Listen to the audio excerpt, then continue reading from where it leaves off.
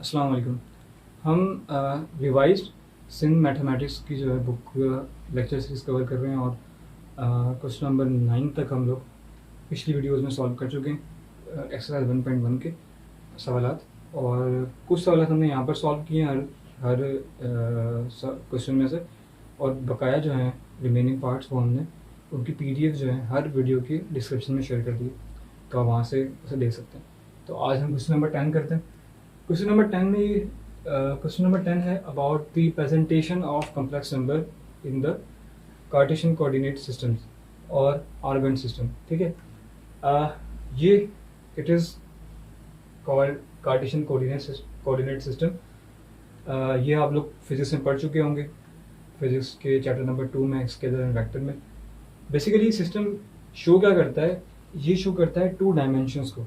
ठीक है, जब हम किसी भी मोशन की 2 डायमेंशनल मोशन को हम शो कर रहे होते हैं, ग्राफिकली प्रेजेंट कर रहे होते हैं, तो हम इस सिस्टम को यूज़ करते हैं, जिसमें एक होता है एक्स एक्सिस और एक दूसरे को कह देते हैं हम वाई एक्सिस, जो दोनों एक दूसरे से परपेंडिकुलर होते हैं। ठीक है, आप जब डिस्प्लेसमेंट पढ़ेंगे या डिफरेंट वेक्टर्स को पढ़ेंगे तो आप इस सिस्टम को यूज़ कर रहे होंगे उसकी पोजीशन को बताने के लिए। ठीक है, इसमें होता क्या है कि ये एक्स एक्सिस है, एक पार्ट जो होता है एक्सिस का वो होता है पॉजिटिव और दूसरा पार्ट होता है नेगेटिव। इस तरह ये होता है वाई एक्सिस, जिसमें एक पार्ट होता है पॉजिटिव और नीचे वाला जो होता है वो नेगेटिव। कार्टेशियन कोऑर्डिनेट सिस्टम के अंदर हम इसे अलग तरह से सॉल्व करते हैं। यहाँ पर सिर्फ स्लाइड चेंजिंग ये की है हमने कि यहाँ पर हमने वाई एक्सिस को कह दिया कि ये इमेजनरी पार्ट है, जितने भी इमेजनरी पार्ट होगा हम उसे इस एक्सिस पर पॉइंट करेंगे, इस एक्सिस की मदद से फाइंड करेंगे, और जो रियल पार्ट है हम उसे एक्स एक्सिस के ज़रिए से फाइंड करेंगे। ठीक है, तो एक्स एक्सिस जो है पूरा ये रियल पार्ट के लिए यूज़ करेंगे, और ये पूरी जो है स्केल या ये पूरा जो एक्सिस है हम वो यूज़ करेंगे इमेजनरी पार्ट के लिए। तो अब सवाल की तरफ आते हैं। हमारा पहला सवाल है 2, इसका मतलब ये है कि ये है 2 - 3 आयोटा, जिसमें 2 जो है वो रियल पार्ट है और -3 जो है वो इमेजनरी पार्ट है। तो इसके अंदर हम क्या करेंगे, इसमें हमें सबसे पहले ये चीज़ देखनी है कि आया जो है रियल पार्ट जो है उसकी मैग्नीट्यूड क्या है और उसकी साइन क्या है, वो पॉजिटिव है या नेगेटिव है। इसी तरह जो हमारा इमेजिनरी नंबर है वो पॉजिटिव है या नेगेटिव है। अगर हमारा रियल नंबर पॉजिटिव है तो वो 0 के इस पार्ट में एग्जिस्ट करेगा। ठीक है, यहाँ पर वो पॉइंट लाई करेगा, और अगर वो हमारा रियल नंबर नेगेटिव है तो वो इस स्केल पर या इस नेगेटिव एक्सेस पर लाई करेगा। ठीक है, इस तरह हमारा इमेजिनरी नंबर जो है अगर पॉजिटिव है तो वो यहाँ पर लाई करेगा, ठीक है, इस एक्सेस पर, और अगर वो नेगेटिव है तो वो यहाँ एग्जिस्ट करेगा। ठीक है, अब हमें फाइंड करना है कि ये जो वैल्यू है कॉम्प्लेक्स नंबर 2 - 3 आयोटा ये किस पॉइंट पे एग्जिस्ट करता है। उसके लिए हम केस स्टडी अप्लाएंगे। 2 हमने देखा 2 जो है रियल पार्ट है और वो पॉजिटिव है, तो यानी कि वो इस हिस्से में कहीं एग्जिस्ट करता है। तो हम क्योंकि 2 वैल्यू है तो 0 से 1 2 यहाँ पर हम एक पॉइंट लगा देंगे। ठीक है, और हमने देखा कि जो इमेजिनरी नंबर है वो नेगेटिव है, यानी कि वो यहाँ पर एग्जिस्ट करता है। तो हम यहाँ से सिंपली काउंट करेंगे 1 2 3, यहाँ पर हमें डॉट लगा देंगे।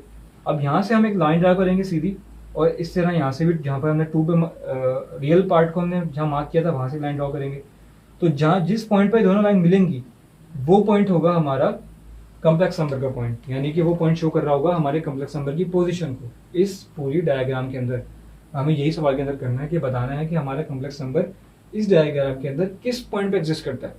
ठीक है, तो हमें पता चल गया कि ये जो है 2 - 3 यानी 2 - 3 आयोटा हमारा कॉम्प्लेक्स नंबर वो इस पॉइंट पे यहाँ एग्जिस्ट करता है, और हमें इस तरह से उसे प्रेजेंट करना है।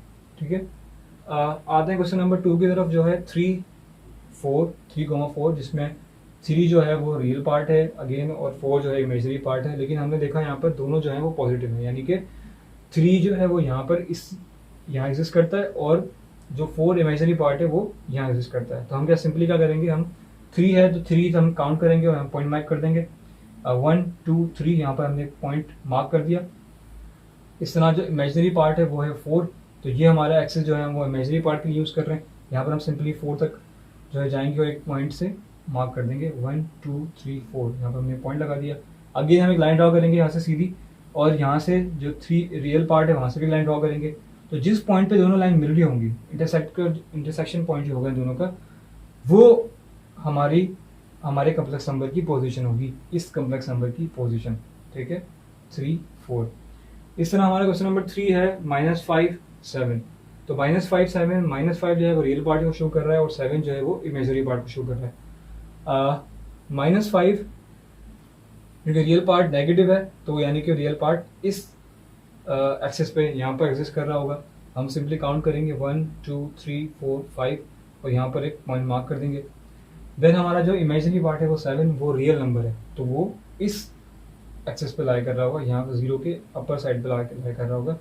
तो हम यहाँ से सिंपली काउंट करेंगे 1, 2, 3, 4, 5, 6, 7। यहाँ पर एक पॉइंट मार्क कर देंगे। यहाँ से हम एक लाइन ड्रॉ करेंगे सीधी, ठीक है, और एक्स एक्सिस से भी यहाँ पर लाइन ड्रॉ करेंगे, और जिस पॉइंट पे दोनों लाइनें मिलेंगी, जो पॉइंट ऑफ इंटरसेक्शन होगा इन दोनों का, वो हमारे उस कम्प्लेक्स नंबर की पोजीशन को प्रेजेंट कर रहा होगा। ठीक है, इसके बाद हमारा है क्वेश्चन नंबर 4, 0, 6, जिसमें 0 इसका रियल पार्ट है और 6 जो है वो इमेजिनरी पार्ट है। तो एक बात तो जाहिर हो गई कि 0 जो है, एक्स एक्सिस जो है वो 0 है, तो इसका मतलब है कि यहाँ हम पॉइंट मार्क कर देंगे, और 6 जो है वो पॉजिटिव है, इमेजिनरी नंबर। तो यहाँ से सिंपली काउंट करेंगे 1, 2, 3, 4, 5, 6 और यहाँ पर एक पॉइंट मार्क कर देंगे, और ये जो पॉइंट है यही शो कर रहा है हमारे कम्प्लेक्स नंबर की पोजीशन को, जो है 0, 6।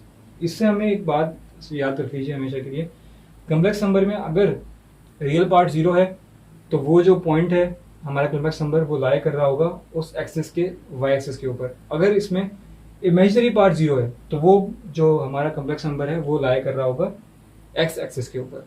ठीक है, तो ये था about presentation of complex number in the Cartesian coordinate system और आर्गन डायग्राम और कम्प्लेक्स डायग्राम। ठीक है, अब आते हैं क्वेश्चन नंबर 11 की तरफ। क्वेश्चन नंबर 11 में ये कह रहा है, find the length of vector representing the complex number. Find the length of vector representing the complex number. ठीक है, ये एक नंबर है जिसकी हमें, एक वेक्टर है ये, जिसकी हमें लेंथ फाइंड करनी है। ठीक है, तो अगेन हम उस ही हमारी तरीके को लेके चलते हैं। z is equals to 7/3 plus 8/3 iota. हमने सिंपली इसे सपोज कर लिया कि जो है ना 7 + 3/8 आयोटा बराबर है z के। अब हम वेक्टर्स की लेंथ किस तरह मालूम करते हैं, हम इस पूरी वैल्यू का एब्सोल्यूट वैल्यू निकालेंगे। ठीक है, तो जो आंसर आएगा वो उस वेक्टर की लेंथ होगी। तो हम एब्सोल्यूट वैल्यू किस तरह निकालोगे। ठीक है, तो एब्सोल्यूट वैल्यू या मॉड्यूलस ऑफ z का फार्मूला होता है √a² + b²। ठीक है, तो हमारे पास ये जो वैल्यू है पूरी, ये है a और ये जो है ये है b, यानी कि ये रियल पार्ट है और ये इमेजिनरी पार्ट है। इन दोनों वैल्यूज़ को हम इस फार्मूले में पुट करेंगे, तो ये हो जाएगा 7/3 का होल स्क्वायर प्लस 8/3 का होल स्क्वायर। 7 7 = 49 और 3 3 = 9 प्लस 8 8 = 64 और 3 3 = 9। 9 दोनों में नीचे डिनोमिनेटर जो है वो दोनों में सेम है, तो एलसीएम इसका 9 हो जाएगा। 49 प्लस 64 जब दोनों आपस में ऐड होंगे तो आंसर आएगा 113 डिवाइडेड बाय 9। अच्छा, अब हम क्या करेंगे, इस अंडर रूट को ब्रेक कर लेंगे दोनों के ऊपर अलग-अलग। √113 डिवाइडेड बाय √9। 9 हमें पता है कि 9 जो है वो स्क्वायर है 3 का, तो हम इसे इस फॉर्म में लिख लेंगे, √3 स्क्वायर 3 के स्क्वायर से अंडर रूट कैंसिल हो जाएगा और जो वैल्यू आ जाएगी वो जाएगी √113/3। और हमने आगे लिखा है यूनिट्स।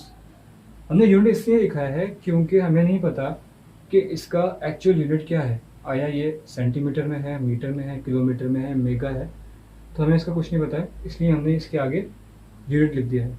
ठीक है, अब आते हैं क्वेश्चन नंबर 3 की तरफ। उसमें भी अगेन यही कह रहा है कि find the length of the vector represented by complex number. ठीक है, और हमें ये कम्प्लेक्स नंबर दिया हुआ है जो शो कर रहा है एक वेक्टर को, हमें इसकी लेंथ फाइंड करनी है। हम अगेन यहाँ पर वही करते हैं, हम कहते हैं कि let z is equals to 1 + i/√2। अब क्या है कि √2 जो है दोनों को डिवाइड कर रहा है, इन दोनों वैल्यूज़ को डिवाइड कर रहा है, तो हम दोनों वैल्यूज़ के नीचे अलग अलग करके लिख देंगे। उसकी वजह ये है कि हमें रियल पार्ट और इमेजिनरी पार्ट अलग मिल जाए और हम उसको फिर फार्मूले में पुट कर सकें। तो हमने क्या किया, 1/√2 अलग कर लिया, प्लस आयोटा के साथ 1 है तो हमने 1/√2 इंटू आयोटा, ठीक है। तो ये वाला जो पार्ट है ये हो गया ए, और ये वाला जो पार्ट है ये हो गया बी। और हमारा हम अगेन जो हमने पिछले सवाल में फॉर्मूला यूज़ किया था फॉर एब्सोल्यूट वैल्यू या मॉड्यूलस ऑफ जेड, जिससे हमें लेंथ मिलेगी उस वेक्टर की, हम वही फॉर्मूला यहाँ पर अप्लाई करेंगे दोबारा से। तो a² प्लस b², ए की वैल्यू है 1/√2 का होल स्क्वायर प्लस बी की वैल्यू है अगेन 1/√2 का होल स्क्वायर, ठीक है। जब 1 का स्क्वायर होगा वो सेम रहेगा 1 ही, लेकिन जब √2 के ऊपर स्क्वायर आएगा तो उससे √ कैंसिल हो जाएगा 2 का, और 2 बाहर आ जाएगा। प्लस यहाँ भी सेम होगा, 1 का स्क्वायर 1 ही, और √2 का जब स्क्वायर होगा तो स्क्वायर रूट से √ कैंसिल हो जाएगा और 2 की वैल्यू बाहर आ जाएगी। इन दोनों को एलसीएम लेंगे 2 इन दोनों वैल्यूज़ का, तो आएगा 2, और ऊपर वाली दोनों वैल्यूज़ जो हैं वो आपस में ऐड हो जाएंगी क्योंकि नीचे वाली वैल्यू सेम है। ऊपर दोनों वैल्यू जब ऐड होंगी तो हो जाएगा 2, और नीचे भी 2 है, दोनों आपस में कैंसिल हो जाएंगे और हमारे पास बच जाएगा 1। 1 ऐसी वैल्यू जिसे हम √ से बाहर निकाल सकते हैं, क्योंकि 1 का स्क्वायर करें, क्यूब करें या पावर 4 उस पर लगाते हैं तो वो सेम ही रहता है। तो हमारा जो मॉड्यूलस ऑफ जेड या एब्सोल्यूट वैल्यू ऑफ जेड है वो इक्वल्स टू है 1 के। और आगे हमने यूनिट लिख दिया अगेन उसी रीज़न की वजह से कि हमें नहीं पता उसका एक्चुअल यूनिट क्या है, ठीक है। ये हमारा हो गया आंसर। तो यहाँ पर हमारी एक्सरसाइज 1.1 ख़त्म होती है, और अब नेक्स्ट वीडियो में हम इंशाल्लाह एक्सरसाइज 1.2 शुरू करेंगे।